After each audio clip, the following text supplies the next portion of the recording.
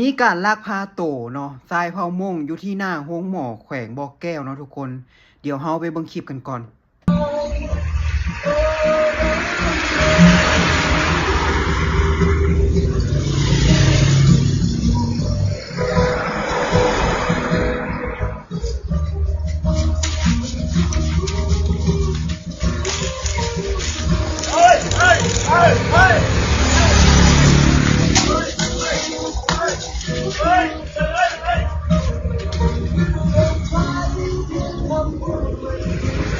ปาดคิดว่าอยู่ในหนังในละครได้นี่ทุกคน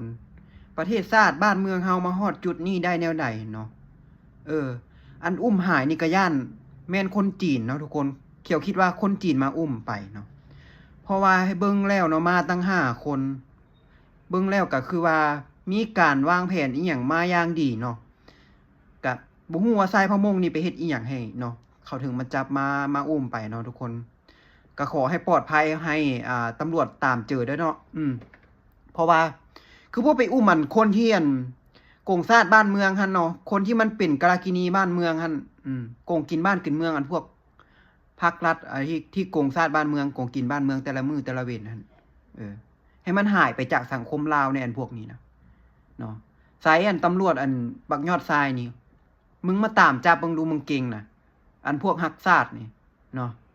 มึงฮักซาดแล้วมึงลองมาจับเบิ่งเนาะแบบนี้ลองมาเฮ็ดเบิ่งมันสิเฮ็ดได้บ่เนาะคันภาพกล้องวงจรปิดเห็นชัดเจนป่านนี้ถ้าแม่นอยู่ไทยนี่เขาจับได้เนาะแต่อยากฮู้ว่าบักยอดทรายนี่มันเฮ็ดได้บ่เนาะแล้วก็ช่องไทม์ทูแชร์เนาะที่มันเก่งกับค่อยเนาะอยากให้เบิ่งคลิปนี้เนาะว่าบ้านเมืองเฮานี่มันเป็นแบบนี้นะอันความฮักซาดที่ผิดเพี้ยนของพวกเจ้านี่นะมันซอยหยังได้แน่เนาะอยากให้มาประจานเนาะอยากให้มาเว้าเรื่องแบบนี้แน่เนาะ